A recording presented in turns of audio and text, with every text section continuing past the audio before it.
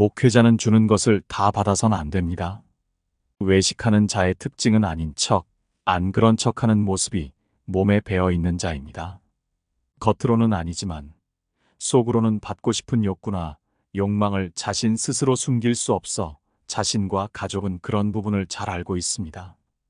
목회자가 주의해야 할 점이 여럿 있는데 그중 물질에 대한 주의가 꼭 필요합니다. 예수님은 섬김을 받으려 하지 않으셨고 섬기시는 모습으로 우리에게 보여주셨습니다. 때로는 목회자는 최소한 어떤 경우와 어떤 사람들에게는 예수님을 대리하는 것과 같이 보이고 또 그렇게 인식되는 경우가 있습니다. 그렇기에 어떤 상황에서 지나치거나 불필요하게 목회자에게 물질을 놓고 저울질하게 되는 일이 생겨납니다. 어떤 사람들은 개척 목회를 하는 게 얼마나 힘든데 그런 소리를 하고 있느냐고 불편한 내색을 할 수도 있을 겁니다. 맞습니다. 저희는 돈에 대해서만큼은 세상 많은 사람들이 그걸 우리 앞에 놓고서도 저희를 저울질하고 있다는 사실을 망각해서는 안 됩니다. 자칫 우리가 하나님의 종임을 자처하면서 사람들에게 너희도 똑같은 사람이야. 당신 목회자도 다 똑같네. 라는 말을 들어선 안 되는 것입니다. 20대 중후반부터 목회자로 살면서 어려웠던 점은 생활이 힘든데 간혹 교인들이 어쩌다가 건네주는 많지 않은 돈일지라도 받아야 하나 고민할 때가 있었습니다.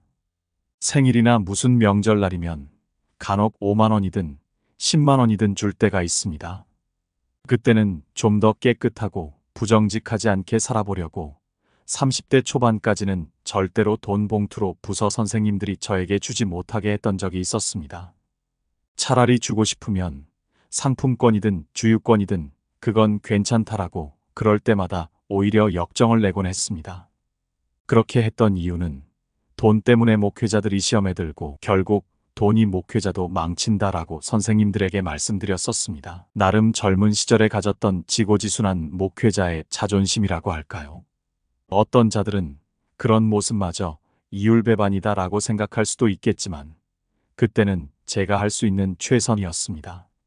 언젠가 전에 시무했었던 교회 교인분이 이제 막 개척해서 몇 년 안 된 저희 교회에 헌금을 보내오기로 했다는 소식을 아내를 통해 듣게 되었습니다.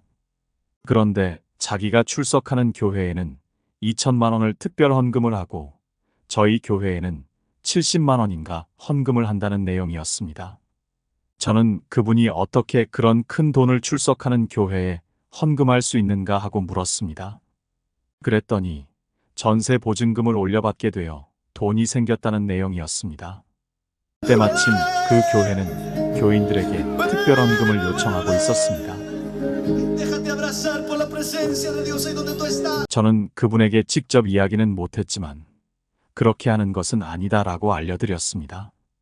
그리곤 그 교회 목사님은 그 집사님이 드리는 올려받은 보증금을 고스란히 헌금으로 받았습니다.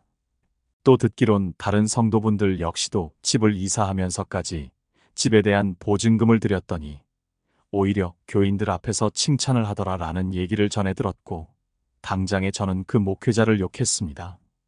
어느 날은 사업하는 제 동생네가 자신들이 헌금을 700만 원을 드리겠다고 연락이 왔습니다.